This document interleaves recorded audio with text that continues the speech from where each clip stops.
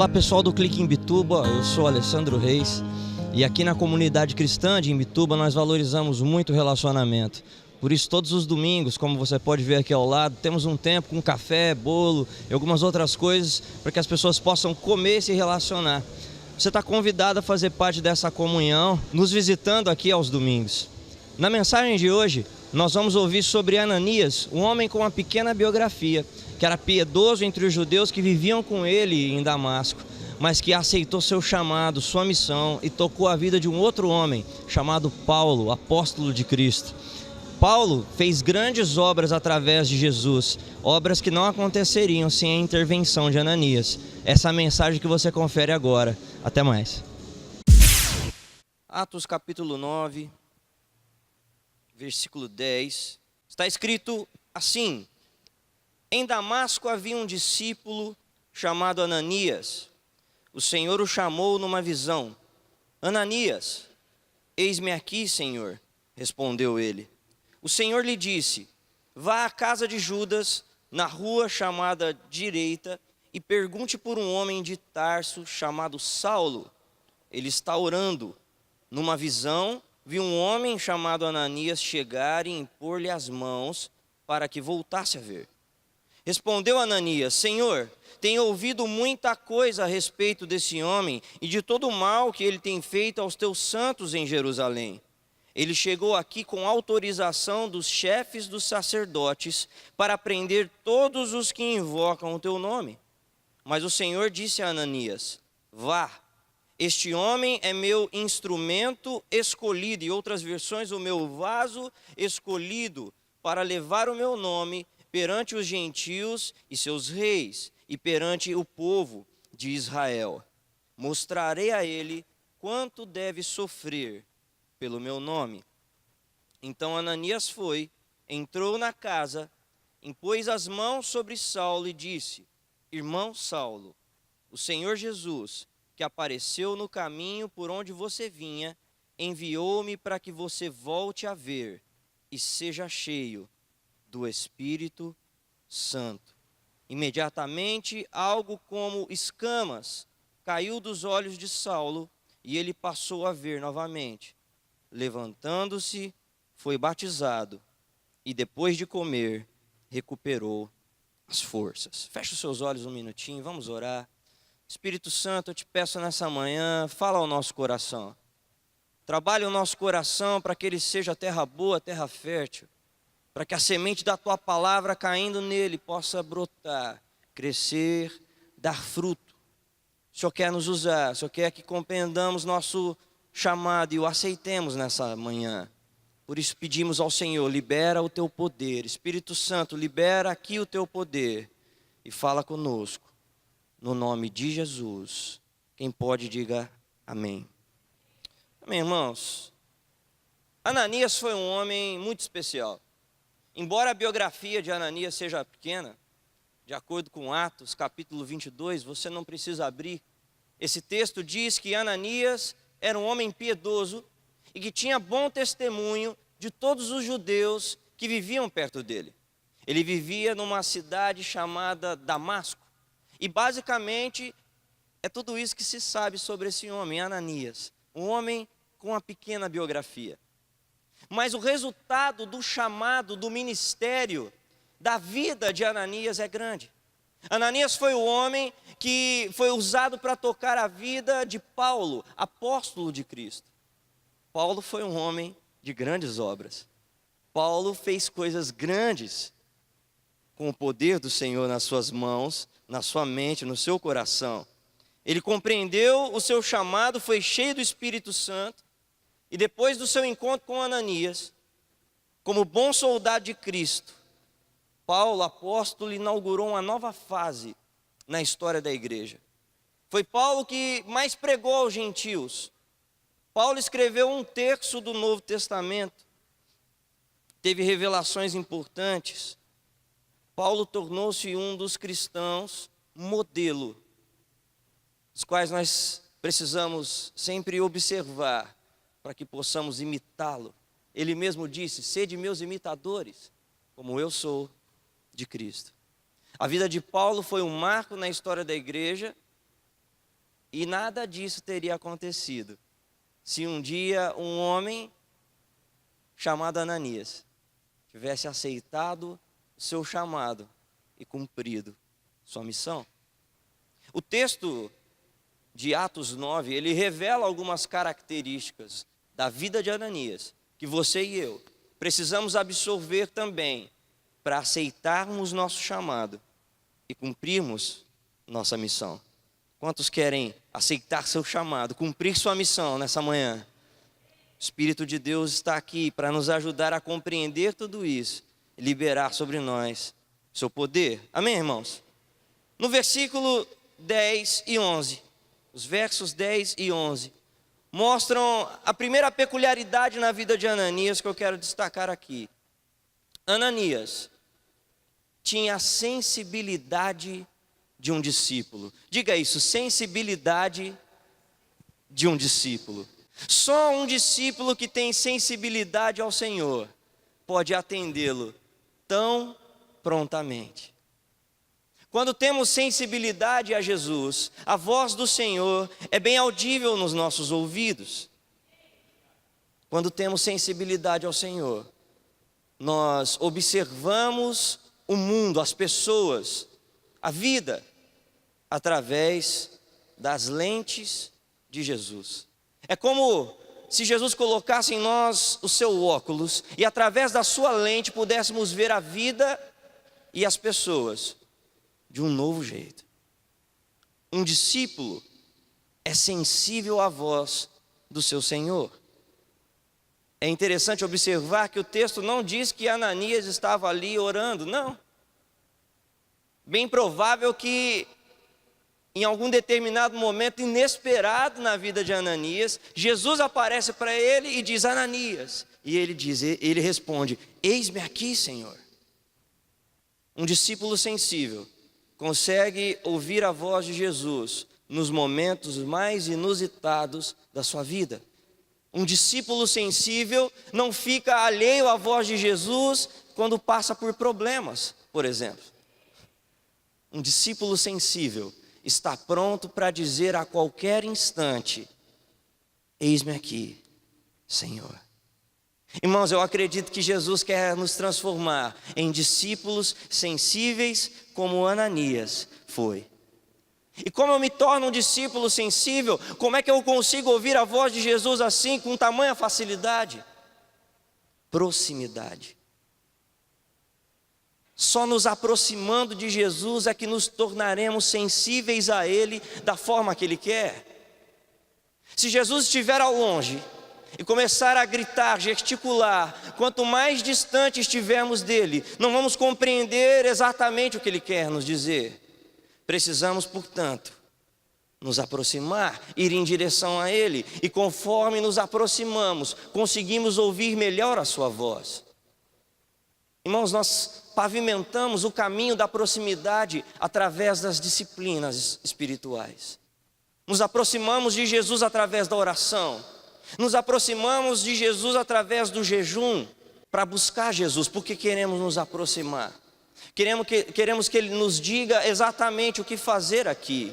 Irmãos, por mais criativo que possamos ser, por mais inteligentes que julguemos ser, sem ouvir a voz de Jesus e suas direções, nada podemos fazer. Eu e você precisamos nos aproximar. Outra característica na vida de Ananias está no verso 12.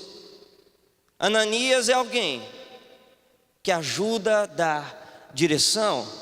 Numa visão, viu um homem chamado Ananias chegar e impor-lhe as mãos para que voltasse a ver.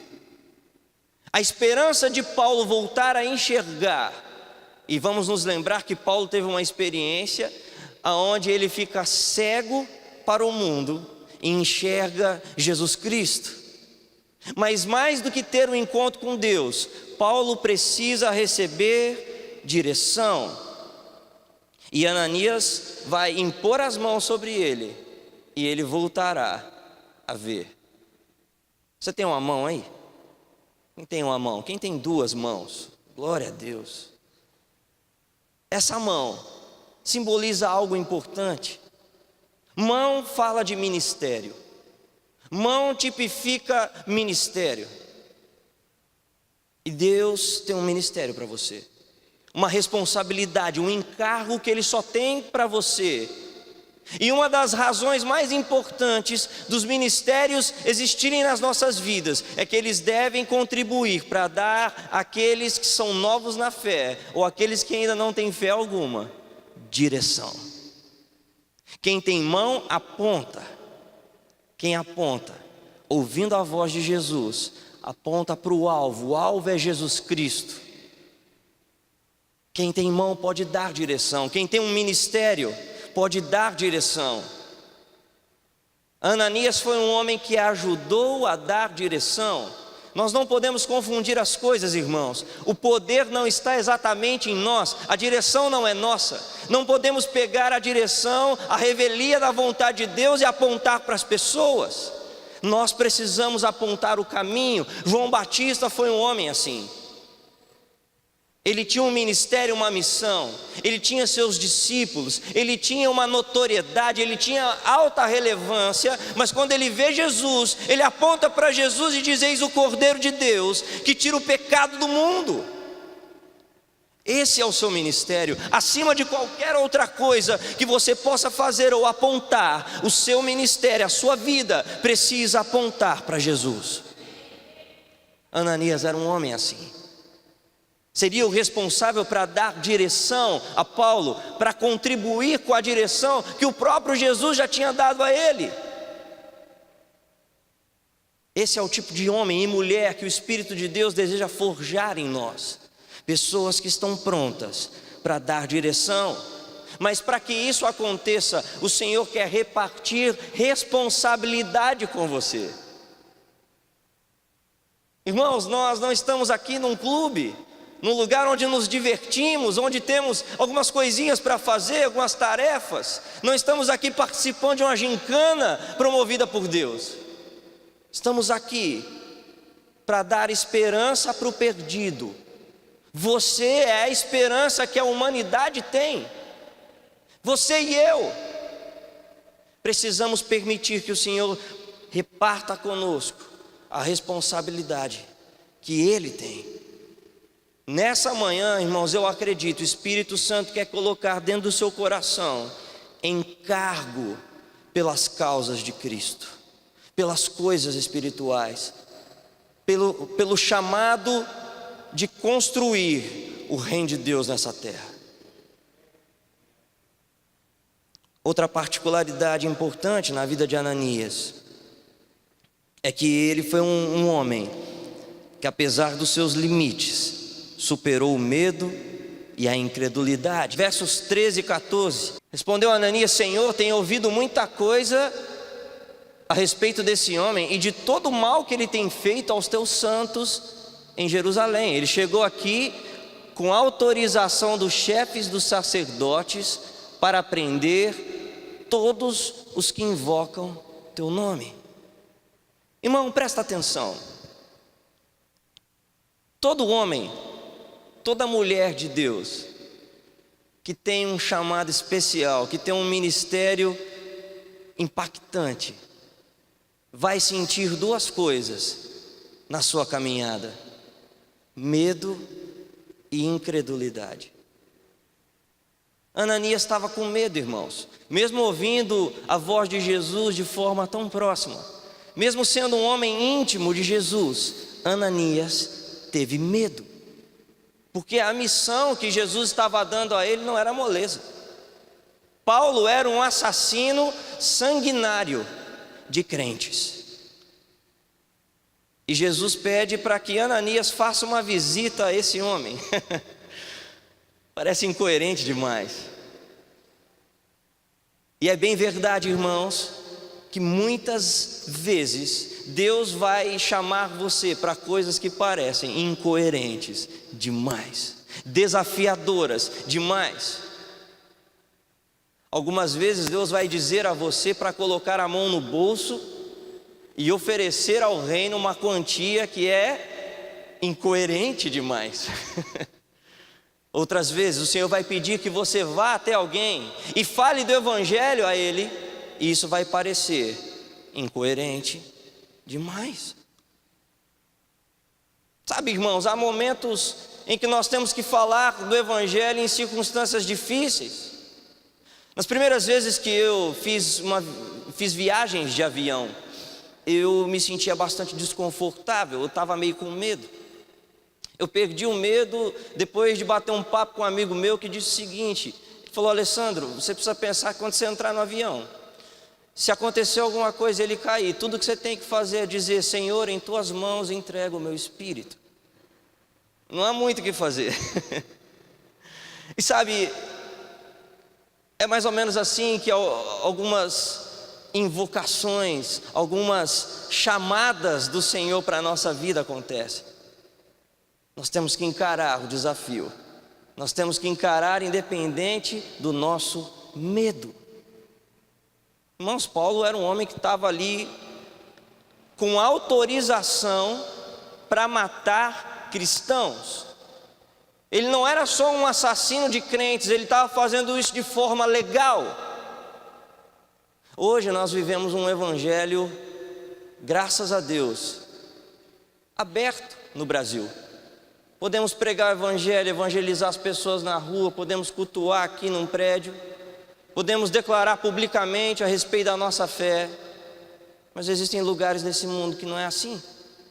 Existem outros países onde o desafio é muito maior.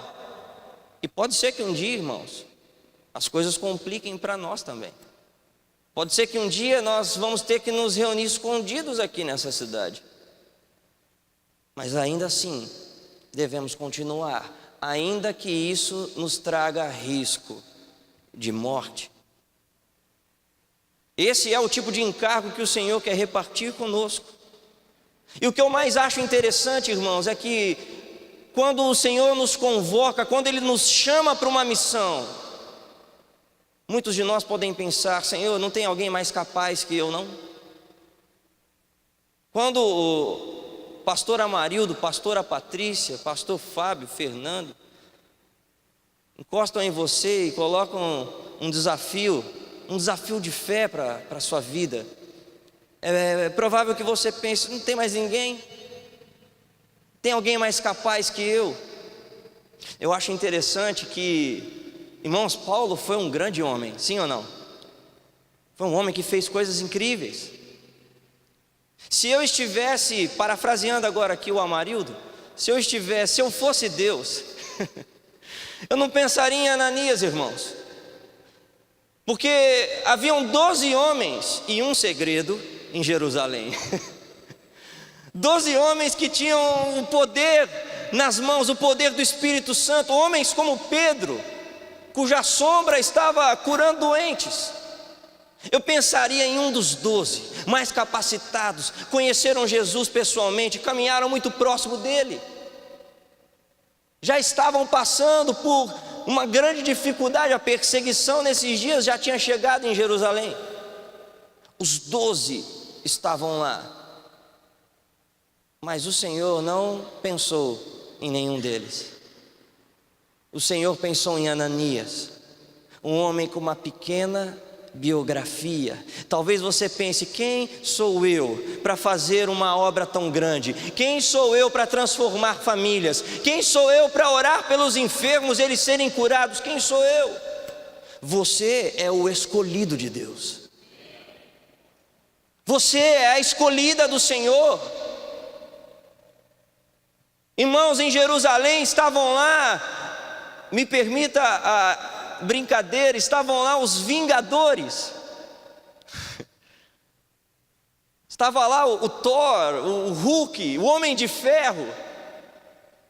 E você que muitas vezes costuma dizer, olha, ninguém é de ferro, eu não sou capaz de cumprir essa missão não, é muito difícil.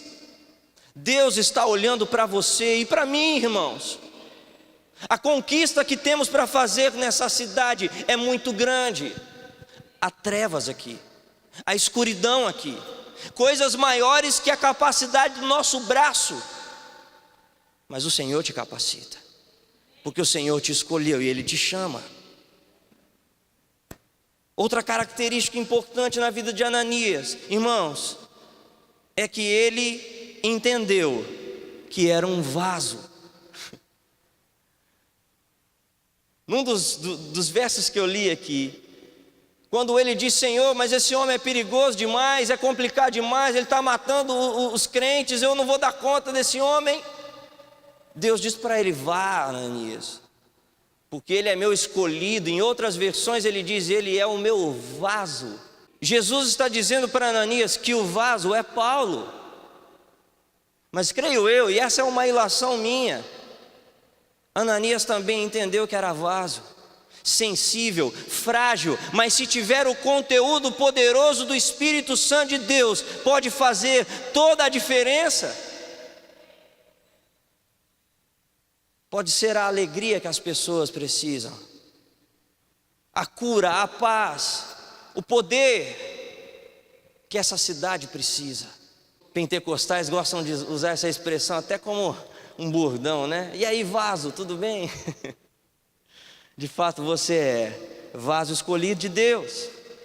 Embora sendo um homem frágil, de uma pequena biografia, Ananias, como eu disse, era um discípulo sensível e entendeu claramente a integridade do Evangelho. E ele não abriu mão de pregar um Evangelho que fosse integral. Veja comigo os versos 15 e 16. Mas o Senhor disse a Ananias: vai, este homem é o meu instrumento, meu vaso, escolhido para levar meu nome perante os gentios e seus reis, e perante o povo de Israel. O próximo: mostrarei a ele o quanto deve sofrer pelo meu nome. Irmão, presta atenção, presta bem atenção no que eu tenho para te dizer. Estamos em dias em que o Evangelho é pregado no Brasil de uma forma triunfalista. O que é isso? Um Evangelho que diz que tudo vai dar certo para você, que nada vai dar errado. Se você é pobre, vai ficar rico. Se você é rico, vai ficar milionário. Está desempregado? Vai arrumar emprego. Está andando de ônibus? Vai comprar um carro. Irmãos, isso não é o Evangelho. Agora, imagine você numa das reuniões aqui, tendo que, por exemplo, chegar para o Fábio e entregar uma palavra de Deus para ele. Você encosta nele e diz: Fábio, o Senhor tem uma palavra para você. E ele fica todo: nossa, graças a Deus, Senhor, faz tempo que eu estava precisando de uma profecia. Que venha coisa boa por aí. E você entrega a seguinte mensagem a ele: assim diz o Senhor para você. A coisa vai piorar para o seu lado. Muito provavelmente você vai dizer: o que? Está amarrado isso aí, irmão. Olha, deixa eu te lembrar que isso é coisa de profeta do Velho Testamento. Mas não. Não é porque Ananias é um profeta do Novo Testamento. E ele vai levar o Evangelho para Paulo e dizer para ele: Paulo, eu vim aqui para te dizer o seguinte: Jesus quer mostrar para você o quanto importa sofrer pelo meu nome. Irmãos, eu não quero também partir para outro extremo. Não quero que você e eu viremos aqui pessoas franciscanas, que abandonemos o conforto das nossas casas, vamos viver uma vida simples, pobre e miserável, e assim nós vamos alcançar a graça de Deus. Não, essa também não é a nossa doutrina. Mas o Evangelho que sai desse púlpito, o Evangelho que deve sair da sua boca, deve ser o Evangelho integral, um Evangelho por inteiro, um Evangelho sem rebarbas, sem adições que não existem. Viver o Evangelho, irmãos, é sofrimento também. É o maior dos regozijos. É o maior dos privilégios. Vai trazer cura, libertação, vai transformar sua vida, lhe trará muitos benefícios. Mas o apóstolo Paulo precisava entender que assumir o Evangelho na vida dele significava compreender a importância de sofrer por causa dele. O Evangelho também vai trazer sofrimento, vai trazer crise, dificuldade. Aproximadamente um ano depois que eu me converti, eu ainda estava um crente meia boca. Eu visitava as reuniões, eu até colocava a fantasia de adorador ali, eu tentava levantar as mãos, eu fazia todo o possível para mostrar que eu já era um cara bem convertido, mas não era ainda. Eu flertava com as coisas desse mundo e faltava muito para mim. Mas houve um momento que foi um divisor de águas na minha vida. Foi no dia 14 de maio de 1998, dia do meu aniversário. Foi o dia que eu passei a mão no telefone e recebi talvez uma das piores notícias que eu já recebi na vida, que foi o falecimento do meu irmão mais velho. E eu confesso para você que naquele dia, eu que tinha passado alguns dias antes orando para que meu irmão não morresse, ele estava doente, estava muito mal. E eu passei dias orando, pedindo e clamando: Senhor, não deixa meu irmão morrer. Mas naquele dia fatídico, eu recebi um presente com um sabor tão ruim. E pensei: será que vale a pena seguir em frente com o Evangelho? Será que vale a pena continuar indo na igreja? Será que vale a pena continuar lendo a Bíblia e buscando Jesus? E, irmãos, graças a Deus, no meio daquela tempestade, uma voz calma, bem calma, falou aqui dentro do meu coração: continua, segue em frente. Era a voz de Jesus, era a voz de Jesus. Quanto importa sofrer pelo nome de Jesus? Ainda que o Evangelho seja duro, há uma palavra de vida eterna que fará você continuar avançando nele.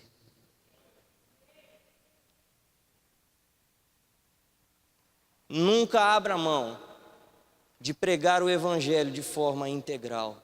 Irmãos, que esse púlpito aqui, que aliás está bem bonito hoje, né? Que desse púlpito aqui saia sempre o Evangelho integral. Nós nunca vamos precisar distorcê-lo para agradar a você ou a qualquer pessoa que seja nessa cidade.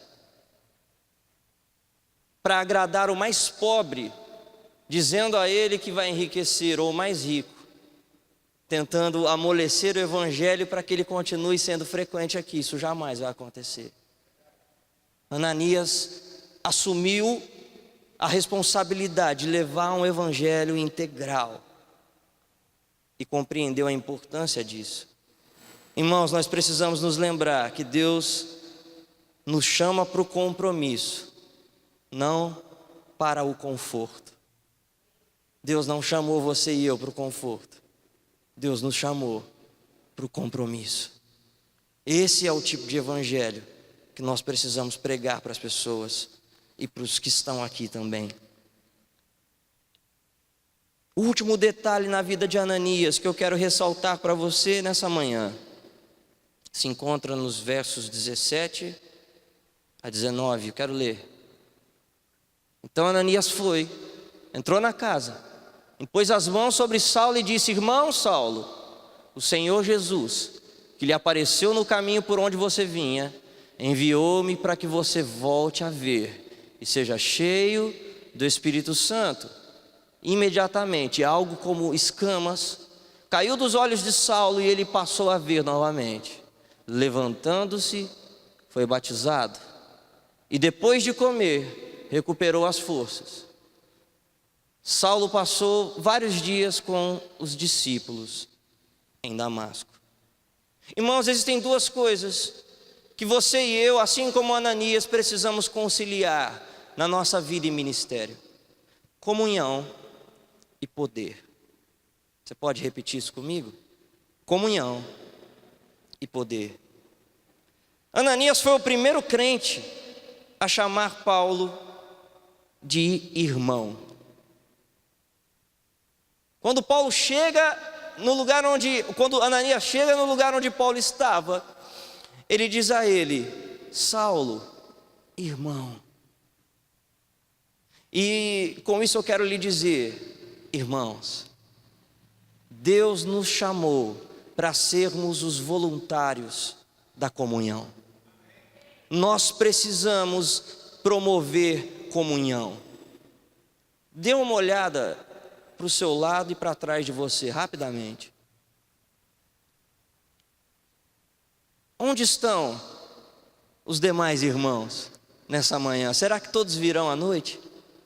Será que nem todos virão? E se não virão, onde estão? Irmãos, a palavra ministrada no púlpito, a reunião da célula, não segura as pessoas.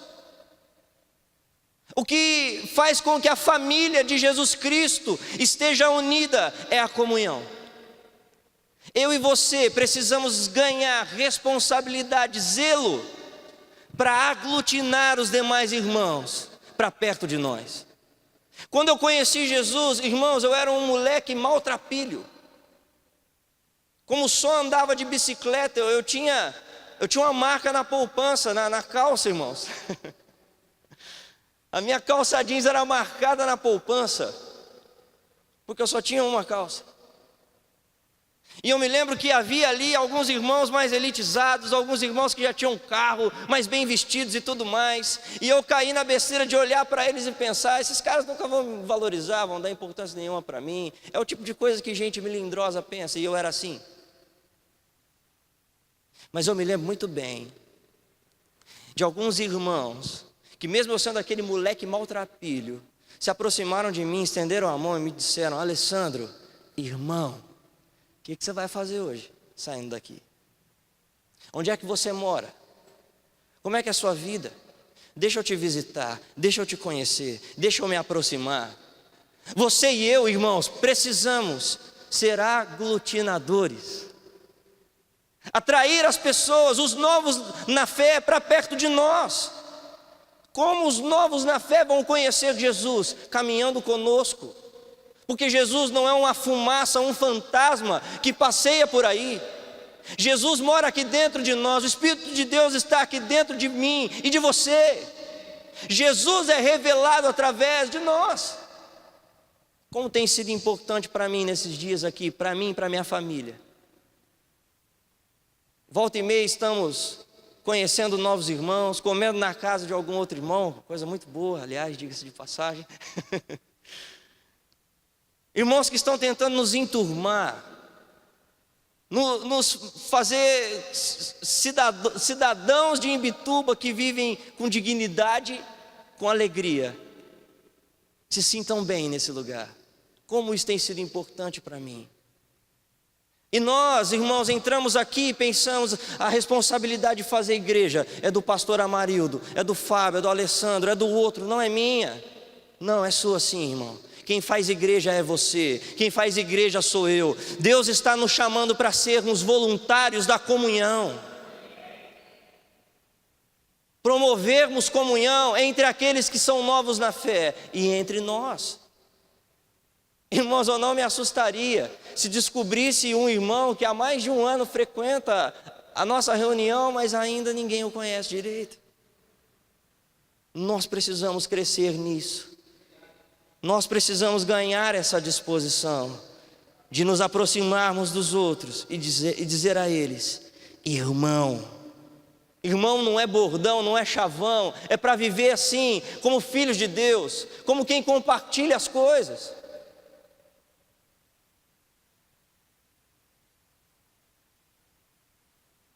Também fomos chamados para sermos voluntários do poder. Ananias foi chamado para impor as mãos e liberar o batismo com o Espírito Santo sobre Paulo. As grandes obras que Paulo, apóstolo de Cristo, fez, só aconteceram porque Ananias se dispôs a ir até ele, impor suas mãos sobre ele, e ele foi cheio do Espírito Santo. Irmãos, está chegando um tempo para nós como igreja local, em que nós vamos jogar fora todas as nossas muletas espirituais e vamos ser cheios do poder de Deus. Nós somos uma igreja que é boa em consolar uns aos outros, e isso é importante, porque nós não temos todas as respostas, Deus não nos dá todas as respostas. Muitas coisas acontecem à revelia da nossa vontade. Em muitas ocasiões nós vamos orar por pessoas que estão próximas da morte, elas vão morrer. Mas eu acredito num tempo onde a maioria das nossas orações por cura vai ser respondida, onde a maioria das nossas orações, invocando o poder do Espírito Santo, será atendida, porque essa é a vida normal de um cristão. Que Deus nos ensina nesse tempo, irmãos, onde nós vamos promover comunhão e poder. Fica de pé no nome de Jesus, vamos orar juntos nessa manhã. Se promovermos comunhão e poder, irmãos, nós vamos nos tornar relevantes nessa cidade. Nós seremos uma igreja relevante em Imbituba, nós seremos uma igreja relevante em Santa Catarina, no Brasil. Se você e eu assumirmos esse encargo de sermos os promotores, de sermos voluntários de comunhão e poder. Mas nós não podemos dar aos outros aquilo que não temos. Se não temos uma vida cheia do poder de Deus, não podemos impor as mãos sobre alguém e liberar sobre ele. Não podemos liberar o que não temos.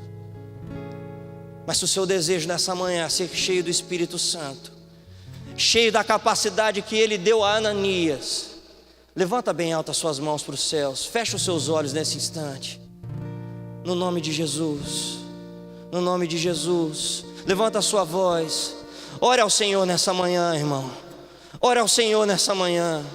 Peça a Ele: Senhor, faz de mim um homem como Ananias, faz de mim uma mulher como Ananias, libera sobre mim essa responsabilidade, esse encargo, faz de mim alguém que promove comunhão, poder, Senhor, no nome de Jesus. Espírito Santo, libera nessa manhã sobre os nossos irmãos, sobre mim, sobre todos aqui, o Teu poder. Encha-nos do Teu Espírito Santo nessa manhã. Libera vigor espiritual. Libera sobre nós uma coragem que só o Teu Espírito pode trazer. Em nome de Jesus. Levanta a sua voz, meu irmão. Ore ao Senhor. Ore ao Senhor. Oh Deus, libera o Teu fogo aqui nessa manhã. Libera o Teu fogo, porque nós queremos ter nossas mãos como um canal, como um instrumento do Teu poder. Ergue bem alto as suas mãos. Ergue bem alto as suas mãos, porque essas mãos vão tocar pessoas nessa cidade que farão obras maiores que as suas, obras maiores que as minhas. O próprio Senhor Jesus disse: aquele que crê em mim fará obras maiores que as que eu faço. Esse é o tipo de crente que nós queremos ser, Senhor. Toca as nossas mãos nessa manhã. Toca as nossas mãos nessa manhã com o Teu poder, com a Tua unção, em nome de Jesus. Libera o Teu fogo sobre nós. Oh Deus, eu não tenho descanso. Libera o Teu fogo sobre nós. Eu tenho fogo cerrado em meu peito. Levanta a sua voz, canta essa canção. Não me dá descanso. Levanta bem alto a sua voz e diga: deixa queimar, deixa queimar. Oh, deixa queimar, deixa queimar. vem, Senhor. Deixa queimar, deixa queimar. Deixa queimar, deixa queimar. Deixa queimar Teu fogo em nossas mãos. Deixa queimar, deixa queimar. Deixa queimar, deixa queimar. Libera o Teu poder, Deixa queimar. libera o Teu poder, libera a Tua unção. Deixa queimar, deixa queimar. Deixa queimar, Deixa queimar, Senhor, deixa queimar. Deixa queimar. Sobre nós vem Espírito, deixa queimar.